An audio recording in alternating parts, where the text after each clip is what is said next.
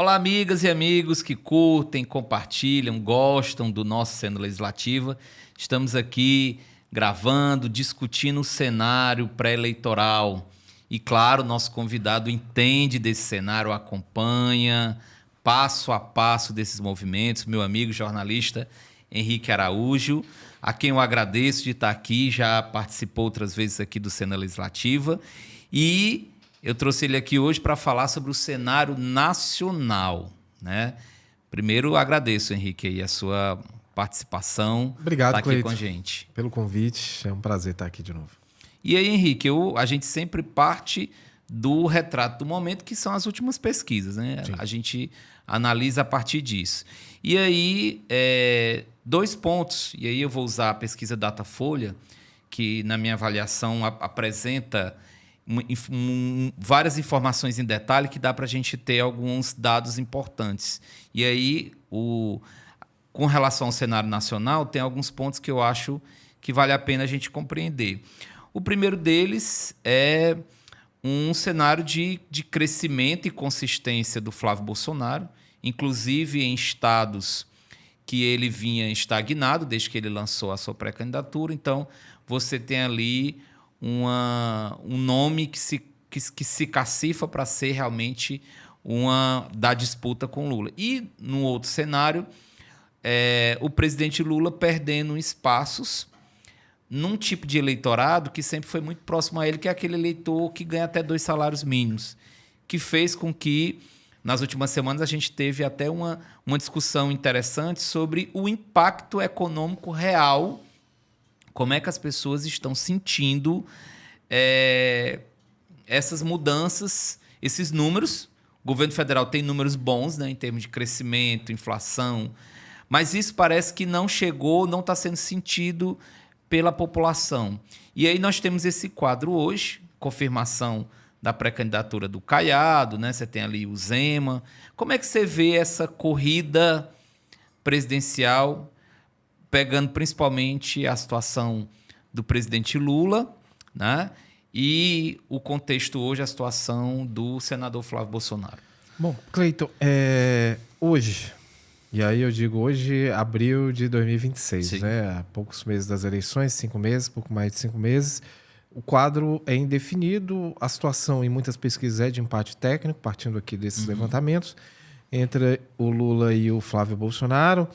O Datafolha já mostra, inclusive, que o presidente teria dificuldades com outros nomes, além do próprio Flávio Bolsonaro, no eventual segundo turno, o que para o Lula não é, obviamente, uma notícia boa, né? O sinal amarelo já foi aceso lá no Palácio do Planalto, e isso leva a pensar uma série de questões. Uma delas é essa que você já citou, que é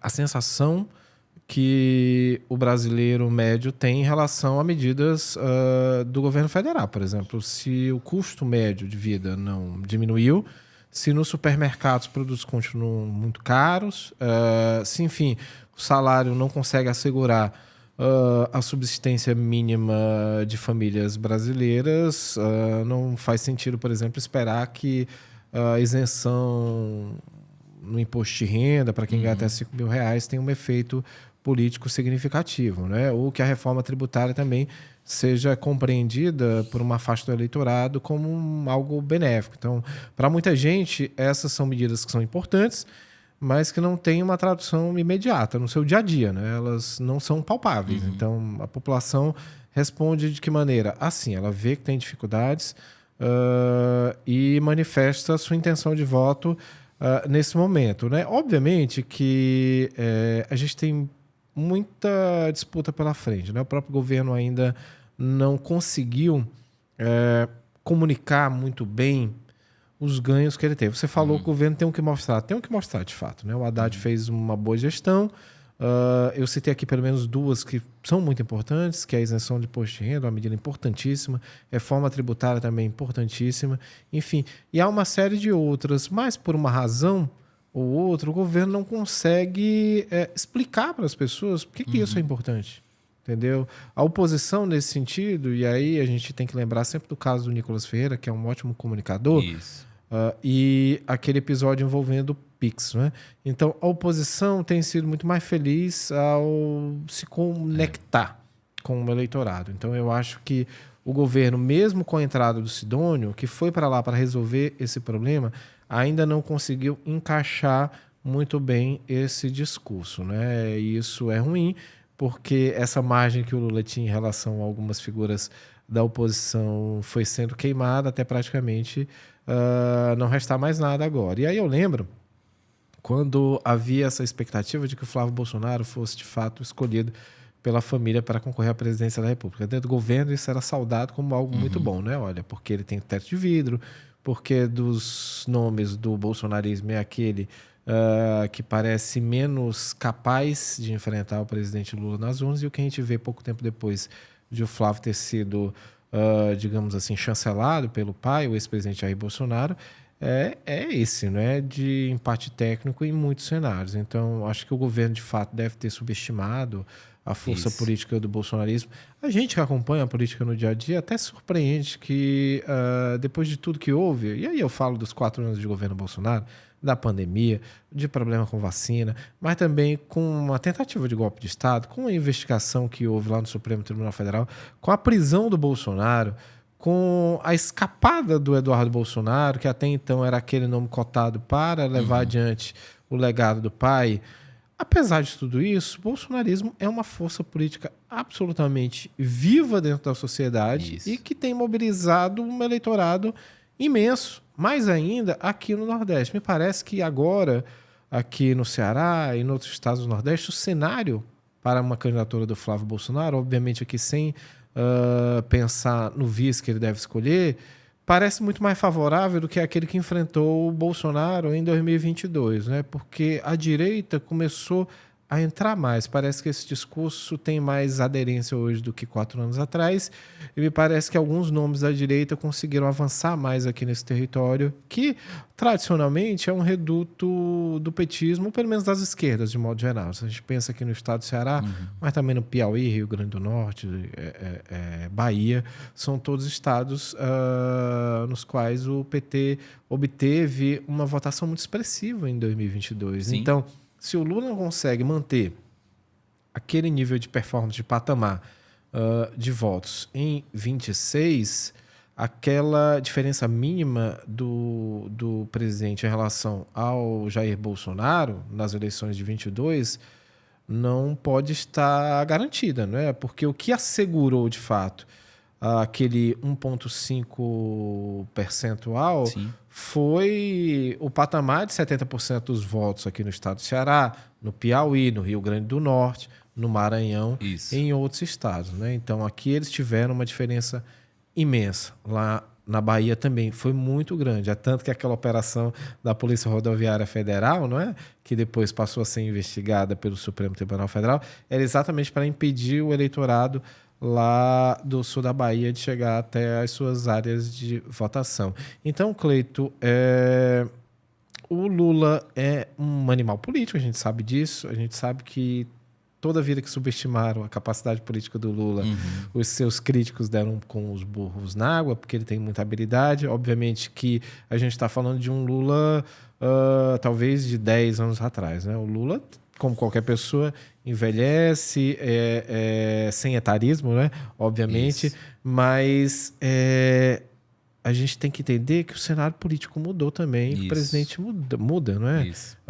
E que isso pode se refletir. Aqui no estado do Ceará, por exemplo, a gente pode ver isso. No país, de modo geral, né? Eu falo de uma certa estafa, de um esgotamento de um discurso e de uma plataforma política. Então, é por isso que é importante, o presidente parece ter consciência disso, renovar a agenda, renovar bandeiras e renovar lideranças também, não é?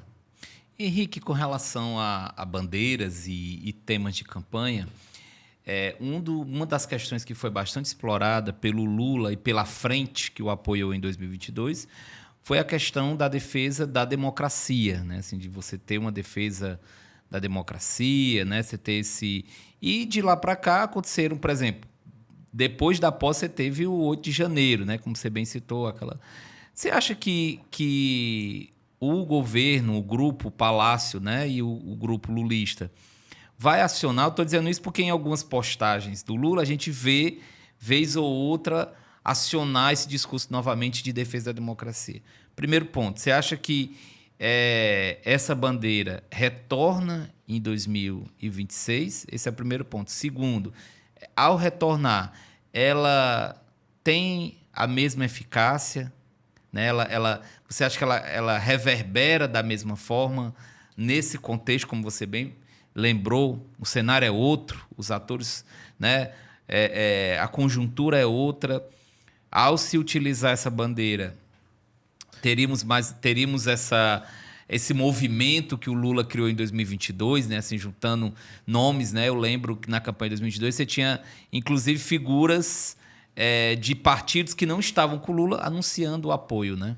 Para citar um exemplo, aqui no estado do Ceará, o Tasso fez campanha para o Lula. Sim. Né? Ele foi lá na praça, numa praça lá no Passeio Público, lá no centro, colou adesivo, enfim, pregou contra o golpismo, etc. e tal, ele estava desse lado. Isso aí só foi possível porque havia uma configuração muito específica naquele momento. A gente vinha de 4 anos de bolsonarismo, a gente havia acabado de sair de uma pandemia, a gente estava ali saindo da pandemia, não tinha nem saído ainda. Tinha começado a melhorar esse quadro.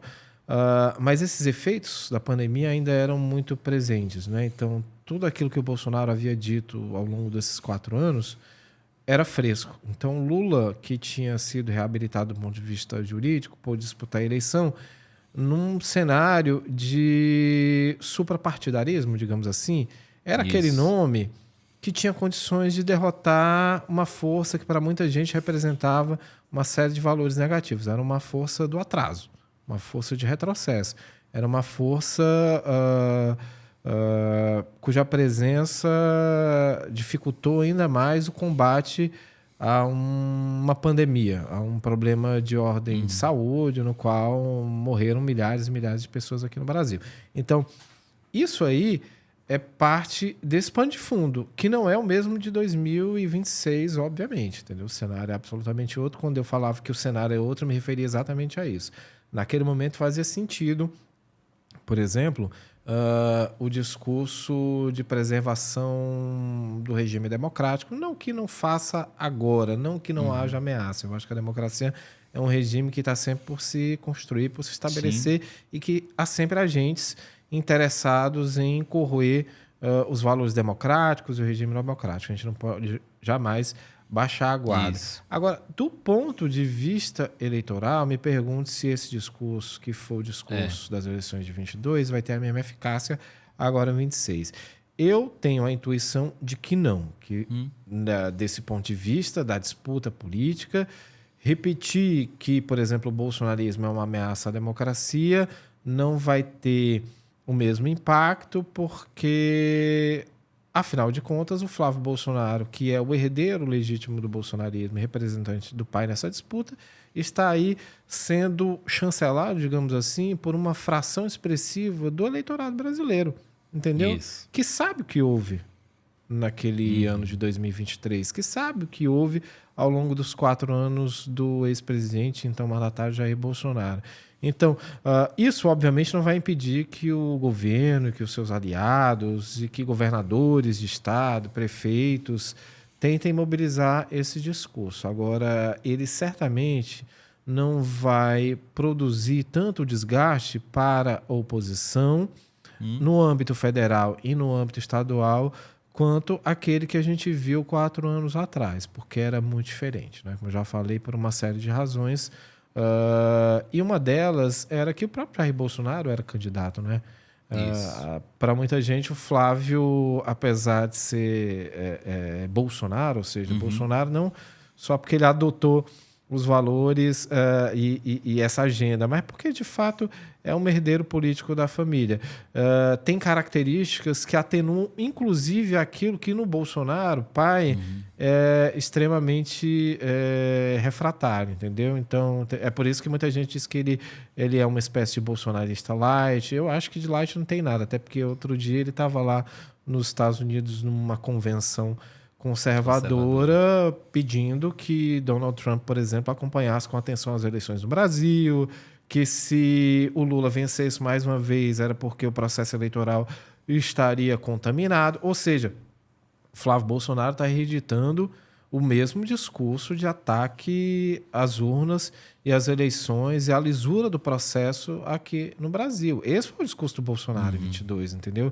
A gente tem visto isso se repetir agora com o Flávio Bolsonaro. Não sei se vai ser suficiente para que o governo emplaque nas ruas a defesa da democracia. Me parece que agora o eleitorado vai exigir muito mais só do que esse tipo de bandeira. Eu acho que as pessoas, de fato, estão muito preocupadas com questões objetivas concretas. Uma delas é a segurança pública. Acho que nunca o governo federal foi tão demandado quanto agora para ter algum papel, mínimo que seja, nessa articulação de governadores para enfrentar um problema, que é o problema das facções criminosas, que diz respeito a todos os estados no Brasil.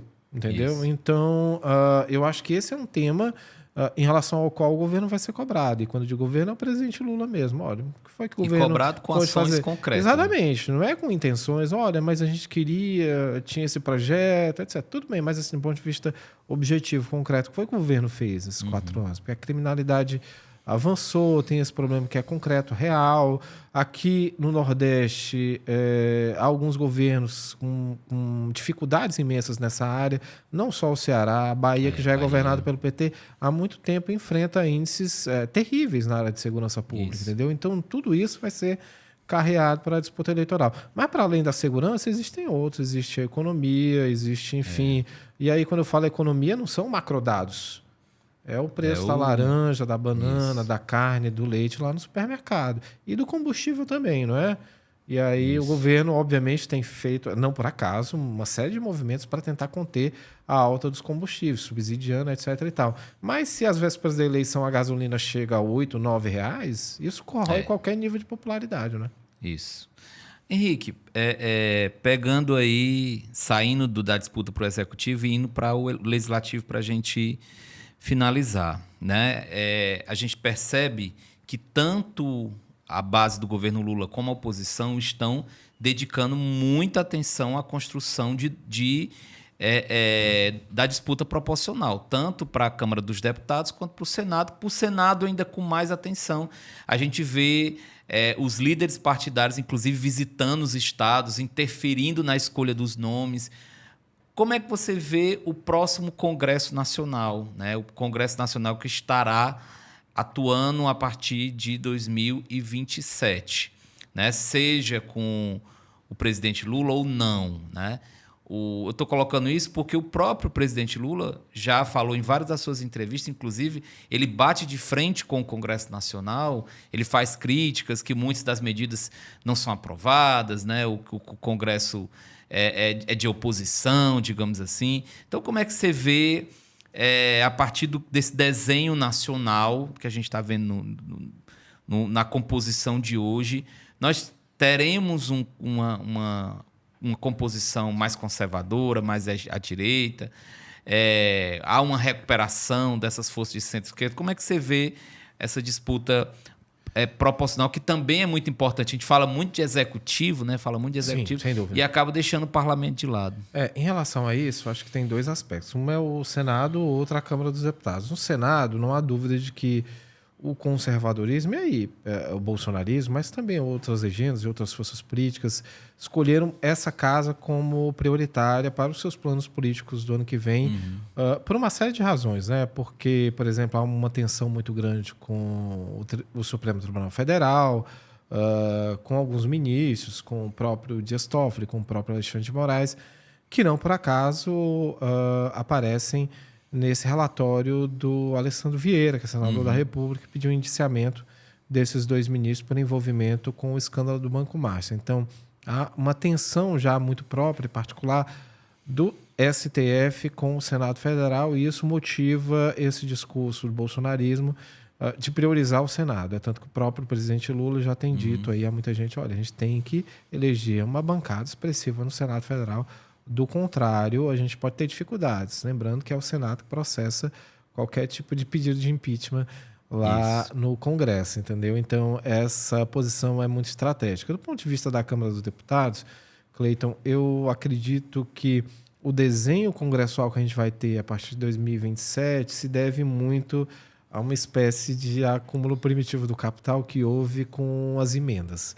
A gente sabe que houve uma farra de emendas, que muitos deputados acabaram destinando muitos recursos para os seus currais, para as suas cozinhas, para as regiões nas quais eles têm muitos votos. A gente tem um caso muito particular aqui no estado do Ceará, que é o deputado federal Júnior Mano, mas além do Júnior Mano, por exemplo, tem um outro deputado que é o Yuri do Paredão, que deve ser aquele parlamentar mais votado no estado do Ceará nas eleições de 2026 e que também opera com recursos de emendas. E eu nem digo que opere à margem da lei. Eles só têm acesso a um volume tão grande do bolo orçamentário e que isso é, de fato, uma situação que outras legislaturas não viveram, que é impossível, por exemplo, que a cara do Congresso Nacional de 27 não espelhe esse tipo de capital político, que é resultado exatamente dessas operações financeiras. Então, eu acho que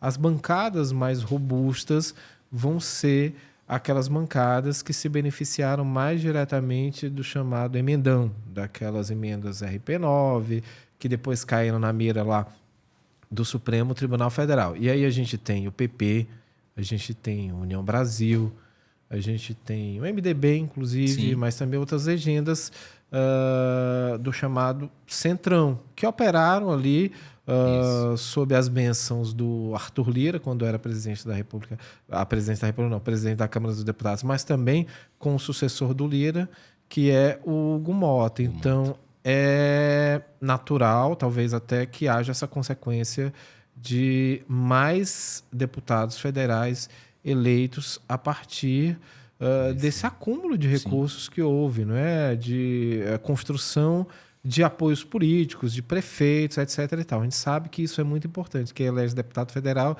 é prefeito, basicamente. Então, quem conseguiu ampliar o seu arco de apoios de prefeitos a partir de emendas, certamente vai conseguir se eleger e vai conseguir eleger não apenas a si mesmo, mas também familiares. A gente vê isso aqui no estado do Ceará. Eu cito o Ceará porque é um exemplo, sim, e é uma realidade que a gente conhece. Mas, assim, sem falar de nomes, a gente tem visto movimentos de titulares de mandatos que estão ali tentando emplacar também suas esposas, seus filhos, cunhada, gato, cachorro, papagaio, todo mundo. Exatamente porque existe essa capacidade financeira, inclusive, de operar uma base muito ampla de votos, né? Então, se você tem um apoio de 40, de 50 prefeitos, você consegue eleger pelo menos 2 deputados federais. Não isso é muito importante, né? Então, eu acho que a cara da Câmara dos Deputados vai ser exatamente isso, né?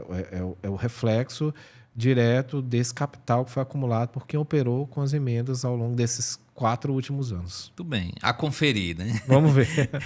Eu quero agradecer, Henrique, novamente, esse apanhado, né? Esse panorama do cenário nacional, essas linhas que a gente vai acompanhar ao longo das definições.